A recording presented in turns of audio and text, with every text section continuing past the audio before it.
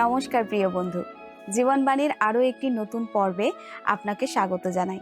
আশা করি ঈশ্বরের অনুগ্রহে আপনি ভালো আছেন। গত পর্বে আমরা দেখেছি কিভাবে যীশু খ্রিস্টের মৃত্যু ও পুনরুত্থান পাপ, শয়তান ও মৃত্যুকে পরাজিত করে সরাসরি ঈশ্বরের কাছে যাওয়ার পথ খুলে দিয়েছে। শত্রুরা সত্যকে থামাতে চাইলেও তিনি চিরন্তন রাজা হিসাবে পুনরুত্থিত হয়েছেন এবং আমাদের সুসমাচার প্রচার ও তার উপর ভরসা রাখার আহ্বান জানিয়েছেন। আজ আমরা যাত্রা পুস্তকের ভূমিকা ও প্রথম অধ্যায় আলোচনা শুরু করব। এখানে আমরা মিশরে ইসরায়েলীয়দের বৃদ্ধি, কষ্ট এবং ফৌরনের চেয়ে ঈশ্বরকে বেশি ভয় করা দুজন সাহসী নারীর বিশ্বাসের কথা জানব। তাহলে চলুন শুরু করা যাক। এই অনুষ্ঠানটি শুধুমাত্র খ্রিস্টানদের জন্য প্রস্তুত করা হয়েছে এবং পবিত্র বাইবেলের শিক্ষার ভিত্তিতে তাদের বিশ্বাসকে দৃঢ় করা ও আধ্যাত্মিক বিকাশে উৎসাহিত করার উদ্দেশ্যে পরিচালিত হয়। অন্য কোনো ধর্ম, বিশ্বাস বা মতাদর্শের সমালোচনা, বিরোধিতা বা অবমূল্যায়ন করার কোনো উদ্দেশ্য আমাদের নেই। আমরা সকল ধর্ম ও সম্প্রদায়কে গভীরভাবে সম্মান করি এবং এই অনুষ্ঠানের কোনো বিষয়বস্তু কারোর অনুভূতি, বিশ্বাস বা ধর্মীয় ভাবাবেগে আঘাত, অপমান বা অসম্মান করার উদ্দেশ্যে উপস্থাপন করা হয়নি।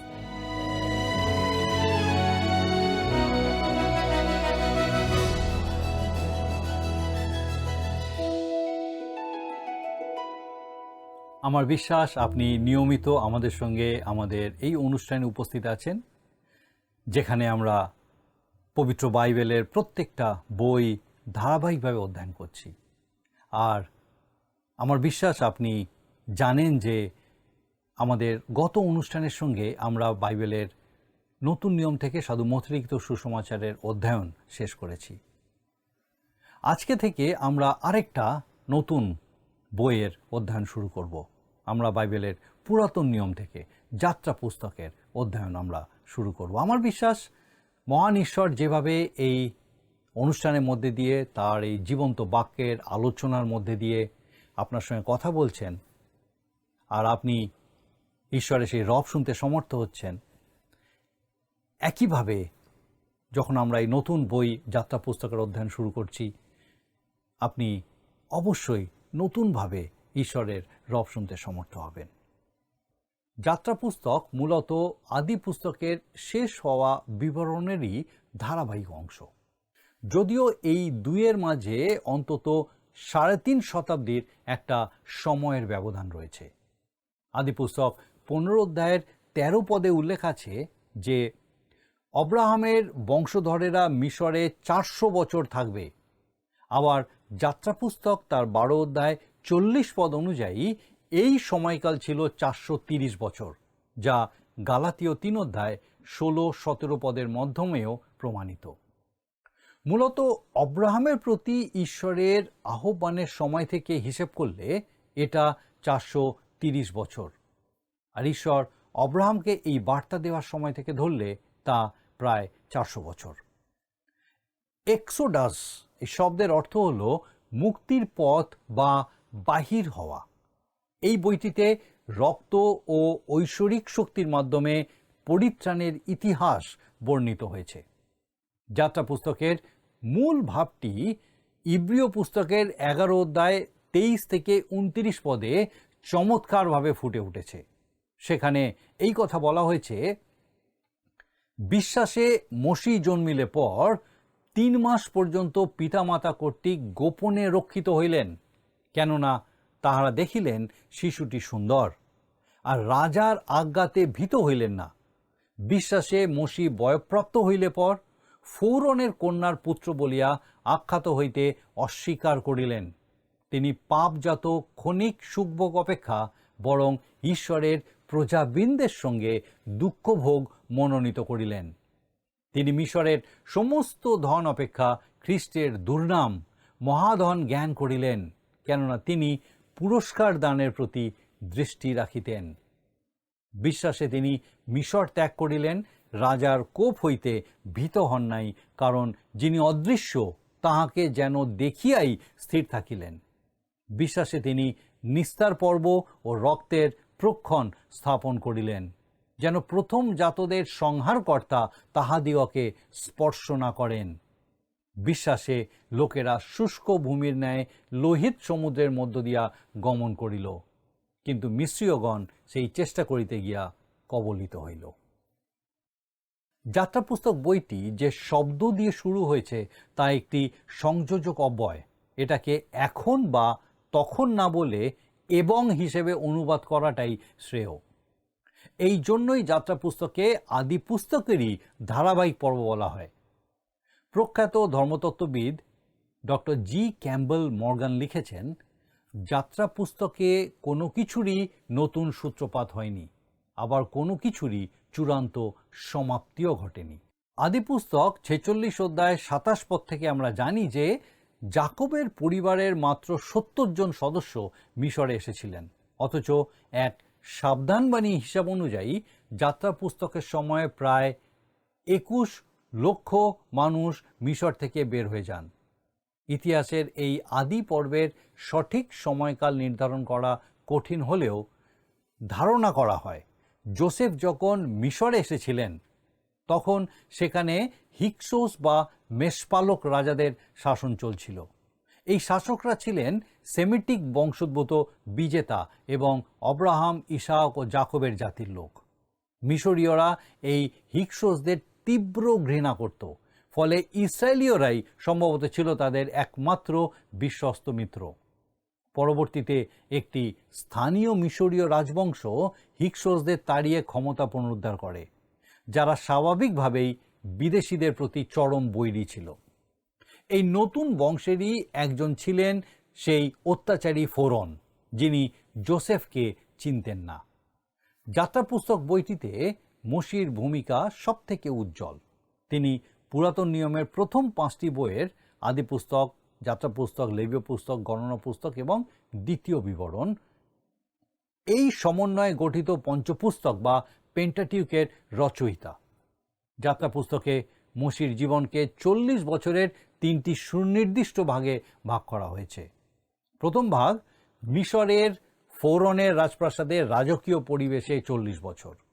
দ্বিতীয় ভাগ মিদিয়ন দেশের মরুভূমিতে রাখাল হিসাবে চরম একাকিত্বে 40 বছর।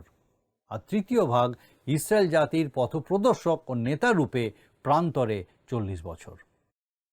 মিশরের নামী সূর্য মন্দিরে মোশি যে রাজকীয় শিক্ষা পেয়েছিলেন তা কিন্তু তাকে ঈশ্বরের ইচ্ছায় ইসরায়েল জাতিকে মুক্ত করার জন্য প্রস্তুত করতে পারেনি, বরং ঈশ্বর তাকে মরুভূমির নির্জনতায় দীর্ঘ 40 বছর ধরে এই শিক্ষা দিলেন যে নিজের শক্তিতে তিনি কখনোই ইসরায়েলকে দাসত্ব থেকে বের করতে পারবেন না। ঈশ্বর যেন মোশিকে মরুভূমির শেষ প্রান্ত থেকে এক বিশেষ ডিগ্রি দিলেন। লক্ষণীয় বিষয় হলো মোশিকে সম্পূর্ণ প্রস্তুত করার পরেই ঈশ্বর তাকে আবার মিশরে ফেরত পাঠান। মোশির কাজ ছিল ইসরায়েলের প্রাচীনদের একত্রিত করে ফৌরনের দরবারে হাজির হওয়া। ফৌরন স্বভাবতই ইসরায়েলীয়দের ছাড়তে রাজি হবে না, আর তার এই জেদই মূলত ঈশ্বর বনাম মিশরের তথাকথিত দেবতাদের মধ্যকার লড়াইয়ের সূচনা করে।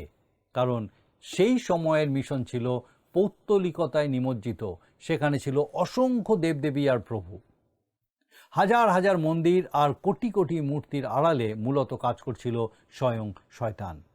মিশরের সেই ধর্মের পিছনে যে এক ধরনের নেতিবাচক শক্তি ছিল তা বাইবেলও নিশ্চিত করে। আর জান্নি ও জামব্রি যেমন মোশির প্রতিরোধ করিয়াছিল, তদ্রূপ ইহারা সত্যের প্রতিরোধ করিতেছে। এই লোকেরা নষ্ট বিবেক, বিশ্বাস সম্বন্ধে অপ্রামাণিক। 2 তিমোথেয় 3 অধ্যায় 8 পদে লেখা আছে। শুরুতে ফৌরন দম্ভ করে বলেছিলেন, সদাপ্রভু কে যে আমি তাহার কথা শুনিয়া ইসরায়েলকে ছাড়িয়া দিব? আমি সদাপ্রভুকে জানি না, ইসরায়েলকেও ছাড়িয়া দিব না। যাত্রা পুস্তক 5 অধ্যায় 2 পদে আমরা দেখব।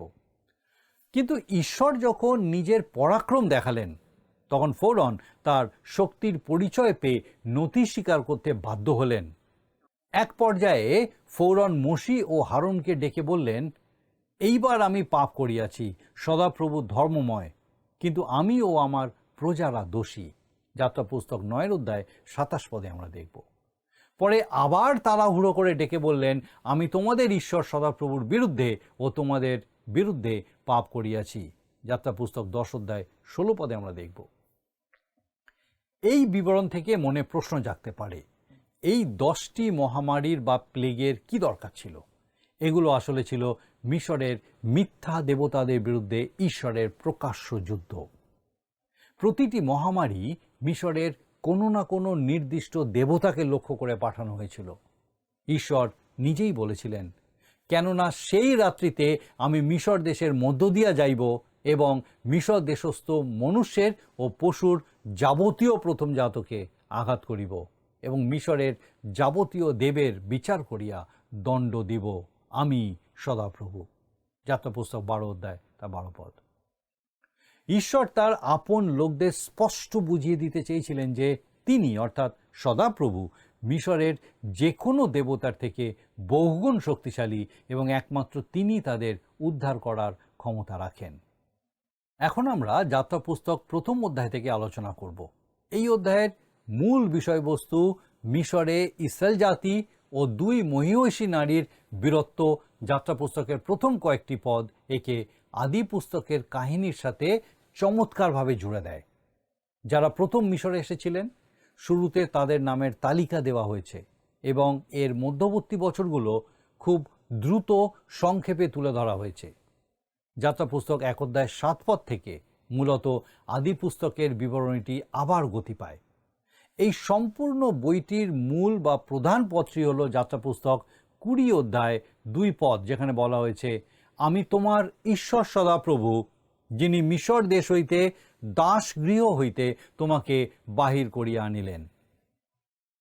যাত্রা পুস্তক 1 অধ্যায় 1 থেকে 6 পদে ইসরায়েলীয়দের বৃদ্ধি ও দৌরাত্ম্যভোগের বিষয়ে বলা হয়েছে। আর লেখা আছে, আমরা যদি পড়ি যাত্রা পুস্তক 1 অধ্যায় 1 থেকে 6 পদ। ইসরায়েলের পুত্রগণ যাহারা মিশর দেশে গিয়াছিলেন, সপরিবারে যাকবের সহিত গিয়াছিলেন, তাহাদের নামেই রূপ: রুবেন, সিমিয়ন, লেবি ও জিহুদা, ইসাখর, সবুলুন ও বিন্যামিন, দান ও নপ্তালি, গাদ ও আশের। যাকবের কোটি হইতে উৎপন্ন প্রাণী সর্বশুদ্ধ 70 জন ছিল, আর যোসেফ মিশরেই ছিলেন। পরে যোসেফ, তাহার ভাতৃগণ ও তাৎকালিক সমস্ত লোক মরিয়া গেলেন। যাত্রা পুস্তক হল মূলত আদি পুস্তকেরই পরবর্তী পর্ব বা সিকুয়েল।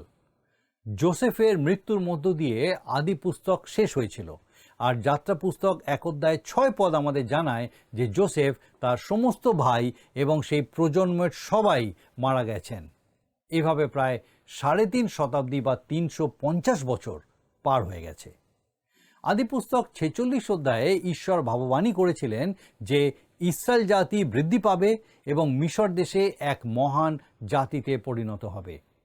আমরা যখন যাত্রা পুস্তকের 7 পদে আসি, তখন দেখতে পাই যে সেই ভবিষ্যদ্বাণীটি অক্ষরে অক্ষরে বাস্তবায়িত হয়েছে। যাত্রা পুস্তক 1 অধ্যায় 7 পদ লেখা আছে, আর ইসরায়েল সন্তানেরা ফলবন্ত, অতি বর্ধিষ্ণু ও বহুবংশ হইয়া উঠিল ও অতিশয় প্রবল হইল এবং তাহাদের দ্বারা দেশ পরিপূর্ণ হইল। 8 পদটি নির্দেশ করে যে মিশরের প্রেক্ষাপটে এক বিশাল এবং যুগান্তকারী পরিবর্তন ঘটে গেছিল। লেখা আছে, পরে মিশরের উপরে এক নতুন রাজা উঠিলেন, তিনি যোসেফকে জানিতেন না। মিশরের সিংহাসনে এমন এক নতুন ফৌরন এসে বসলেন, যিনি যোসেফের নাম বা তার অবদানের কথা কিছুই জানতেন না। ইতিহাসবিদদের মতে সেমিটিক বংশোদ্ভূত হিক্সোস বা মেষপালক রাজারা ক্ষমতাচ্যুত হওয়ার পর মিশরের আদি স্থানীয় রাজবংশ আবারও ক্ষমতা ফিরে পায়। এই নতুন রাজার কাছে যোসেফের কোনো পরিচিতি ছিল না, ফলে যোসেফ বা তার বংশধর ইসরায়েলীয়দের প্রতি কোনো কৃতজ্ঞতাবোধ থাকারও প্রশ্নই ওঠে না। এই 8 পদের গভীরে আমাদের সবার জন্য এক বিরাট শিক্ষণীয় বার্তা রয়েছে। আমি প্রায় ভাবি, নতুন প্রজন্মের শিশুদের নিয়ে কাজ করে এমন সংস্থাগুলো কেন এই পথটাকে তাদের মূল মন্ত্র হিসাবে ব্যবহার করে না? এটি অবশ্যই করা উচিত। প্রতিটি নতুন প্রজন্মকে ঈশ্বরের বাক্য শিক্ষা দেওয়ার দায়িত্বটি একটি নিরবিচ্ছিন্ন প্রক্রিয়া। আমরা যদি অবহেলা করি, তবে এমন এক সময় আসবে যখন পরবর্তী প্রজন্ম ঈশ্বরকে সম্পূর্ণ ভুলে যাবে। ঠিক একইভাবে মিশরে এমন এক ফোরনের উত্থান হয়েছিল যিনি যোসেফকে চিনতেন না।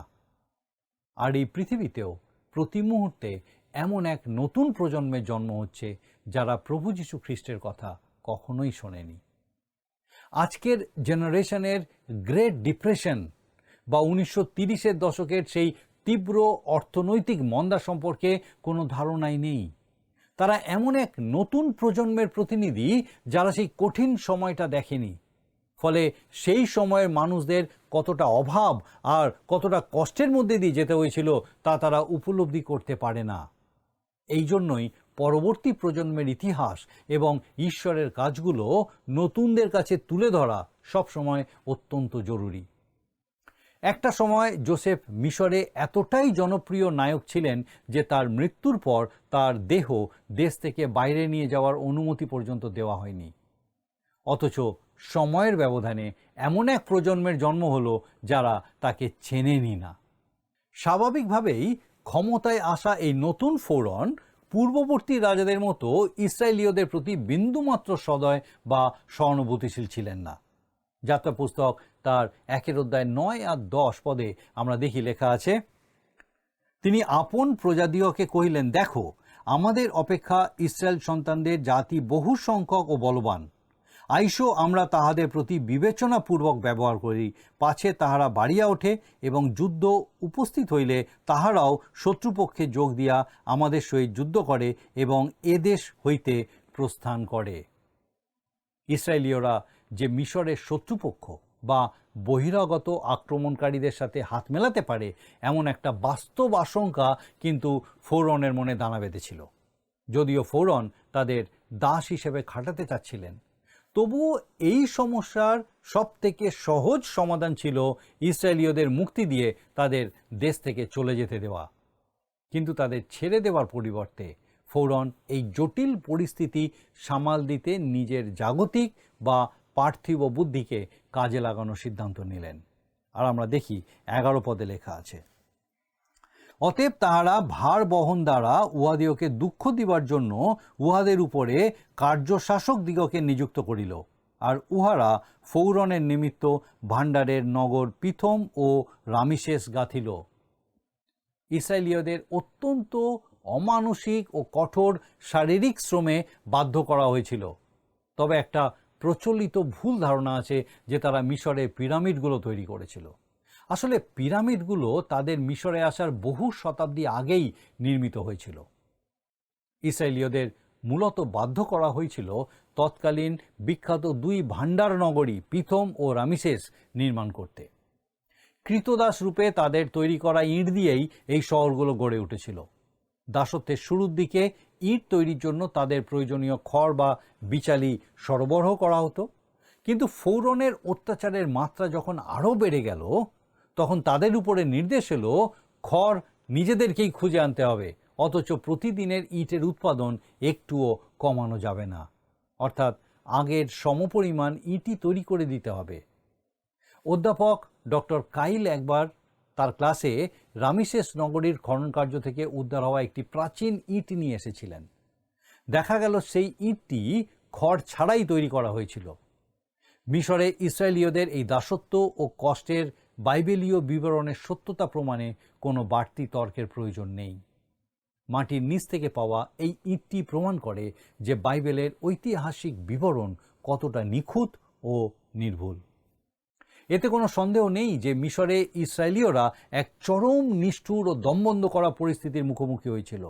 আর যত দিন যাচ্ছিল মিশরীয়রা তাদের জীবনকে তত বেশি দুর্বিষহ ও অতিষ্ঠ করে তুলছিল। আমরা 12 পদে দেখি লেখা আছে, যাত্রা পুস্তক 1 অধ্যায় 12 পদ, কিন্তু উহারা তাহাদের দ্বারা যত দুঃখ পাইল ততই বৃদ্ধি পাইতে ও ব্যাপ্ত হইতে লাগিল, তাই ইসরায়েল সন্তানদের বিষয়ে তাহারা অতিশয় উদ্বিগ্ন হইল।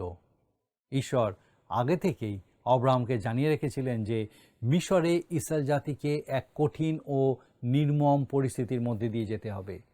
আদিপুস্তক 15 অধ্যায় 13 পদে বলা হয়েছে, তখন তিনি অব্রামকে কহিলেন, নিশ্চয়ই জানিও তোমার সন্তানগণ পরদেশে প্রবাসী থাকিবে এবং বিদেশী লোকদের দাস্যকর্ম করিবে ও লোকে তাহাদিগকে দুঃখ দিবে 400 বৎসর পর্যন্ত। এই একটি পদে মূলত 3টি ভিন্ন বিষয়ের ভবিষ্যৎবাণী করা হয়েছিল। 1, ইসরায়েলীয়রা একটি অপরিচিত বা পরদেশে পরিযায়ী বা প্রবাসী রূপে থাকবে। 2, তারা সেখানে দাস রূপে সেবা করতে বাধ্য হবে। আর 3, তাদের উপরে চরম অত্যাচার ও নিপীড়ন চালানো হবে। আমরা যখন যাত্রা পুস্তকের প্রথম অধ্যায়ের প্রথম কয়েকটি পদ লক্ষ্য করি তখন দেখতে পাই যে এই 3টি ভবিষ্যৎবাণী অক্ষরে অক্ষরে সত্যি হয়েছিল। তবে সবথেকে আশ্চর্যের বিষয় হলো মিশরীয়রা ইসরায়েলীয়দের উপর যতই অত্যাচার ও নিপীড়ন বাড়াচ্ছিল, ঈশ্বরের আশীর্বাদে তারা তত সংখ্যায় বৃদ্ধি পাচ্ছিল এবং চারিদিকে ছড়িয়ে পড়ছিল। আসুন আমরা 1 অধ্যায়ের 13 থেকে 15 পদ পর্যন্ত পাঠ করি। আর মিস্রীয়রা নির্দয়তাপূর্বক ইসরায়েল সন্তানদিগকে দাস্যকর্ম করাইল। তাহারা কর্দম, ইষ্টক ও ক্ষেত্রের সমস্ত কার্যে কঠিন দাস্যকর্ম দ্বারা উহাদের প্রাণ তিক্ত করিতে লাগিল। তাহারা উহাদের দ্বারা যে যে দাস্যকর্ম করাইত সে সমস্ত নির্দয়তাপূর্বক করাইত। পরে মিশরের রাজা সিফরা নামে ও পুয়া নামে 2 ইব্রিয়া ধাত্রীকে এই কথা কহিলেন, নিজের অধীনস্থ একটি দাস জাতির এই অবিশ্বাস্য ও দ্রুত বৃদ্ধি স্বাভাবিকভাবেই রাজার কপালে চিন্তার ভাঁজ ফেলে দেয়। পরিস্থিতি নিয়ন্ত্রণে আনতে তিনি হিব্রু ধাত্রী বা মিডওয়াইফদের ডেকে এক গোপন ও নিষ্ঠুর পরিকল্পনা করলেন। এখানে এই 2 মহিষী নারীর নামের অর্থ লক্ষ্য করা বেশ চমৎকার ও অর্থবহ। শিপ্রা নামের অর্থ হলো সৌন্দর্য এবং পুয়া নামের অর্থ হলো দীপ্তি বা উজ্জ্বলতা। প্রাচীন মিশরীয় দেয়ালচিত্রগুলি লক্ষ্য করলে দেখা যায় সৌন্দর্য ও দীপ্তি ছিল মিশরের নারীদের চেনার অন্যতম প্রধান বৈশিষ্ট্য। এই 2 ইব্রীয় নারী স্পষ্টতই মিশরে বেশ উচ্চ ও দায়িত্বপূর্ণ পদে অধিষ্ঠিত ছিলেন এবং সন্তান প্রসবের দায়িত্বে থাকা ধাত্রী বা নার্সদের পুরো দলটাকে তারা পরিচালনা করতেন। 16 পদে আমরা দেখি লেখা আছে, যে সময় তোমরা ইব্রীয় স্ত্রীলোকদের ধাত্রীকার্য করিবে ও তাহাদিওকে প্রসব আধারে দেখিবে, যদি পুত্র সন্তান হয় তাহাকে বধ করিবে, আর যদি কন্যা হয় তাহাকে জীবিত রাখিবে।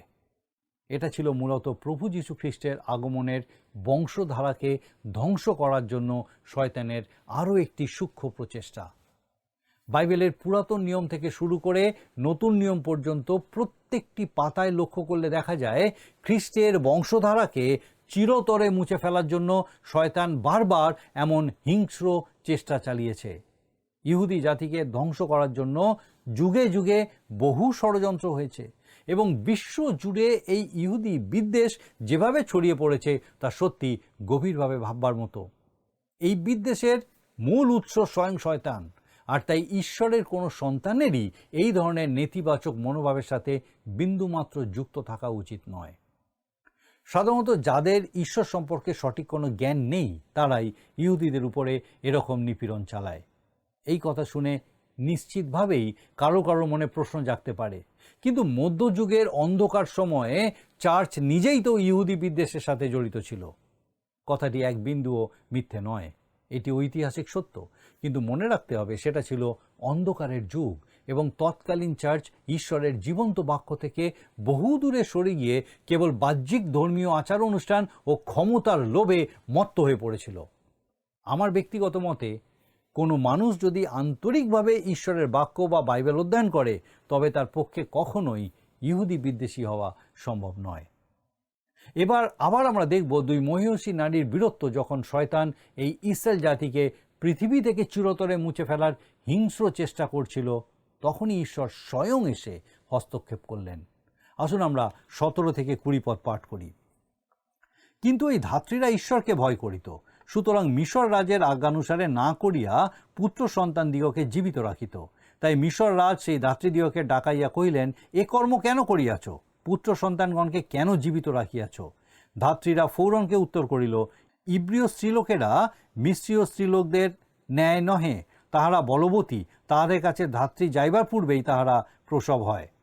অতএব ঈশ্বর ওই ধাত্রীদের মঙ্গল করিলেন এবং লোকেরা বৃদ্ধি পাইয়া অতিশয় বলবান হইল। ইব্রিয় নবজাতক পুত্র সন্তানদের গণহারে হত্যা করার এই চক্রান্তটি ছিল মূলত ফোরনের একটি রাজনৈতিক চাল, যা শেষ পর্যন্ত মোটেও সফল হয়নি। এরপরে 21 পদে লেখা আছে, সেই ধাত্রীরা ঈশ্বরকে ভয় করিত বলিয়া তিনি তাহাদের বংশবৃদ্ধি করিলেন। এই নারীদের সামনে তখন একটাই পথ খোলা ছিল, হয় ফোরনের আদেশ পালন করা, না হয় ঈশ্বরের বাধ্য হওয়া। তারা ঈশ্বরকে ভয় করতে শিখেছিলেন এবং তাদের এই বাধ্যতা ঈশ্বরের দৃষ্টিগোচর হয়েছিল ও তিনি তাদের পুরস্কৃত করেছিলেন।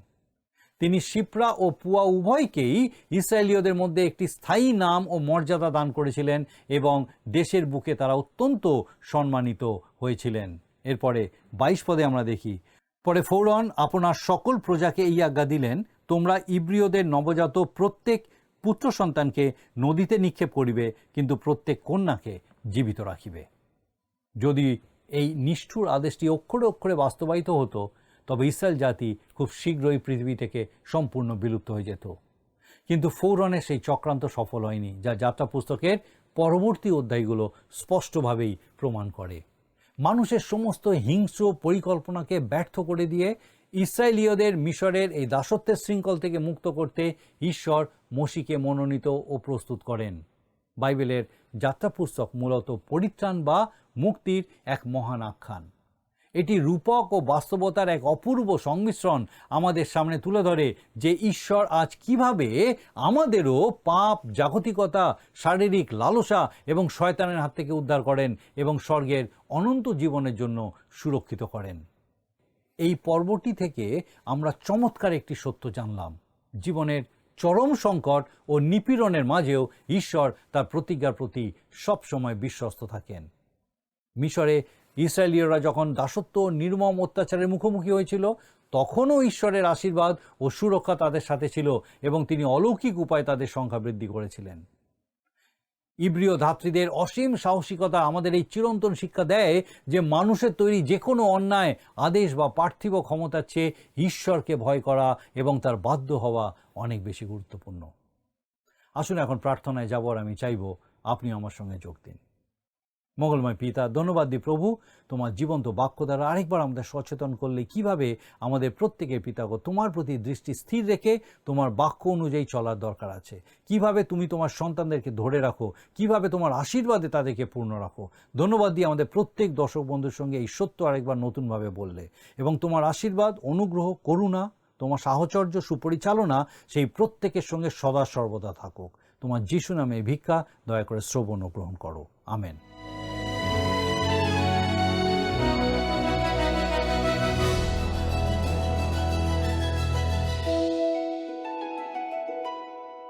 প্রিয় বন্ধু, আশা করি আজকের পর্বটি আপনার ভালো লেগেছে। আজ আমরা দেখেছি কিভাবে কষ্ট ও অত্যাচারের মধ্যেও ঈশ্বর বিশ্বস্ত থাকেন। মিশরের দাসত্ব করা সত্ত্বেও তিনি তার লোকদের রক্ষা ও বংশবৃদ্ধি করেছেন।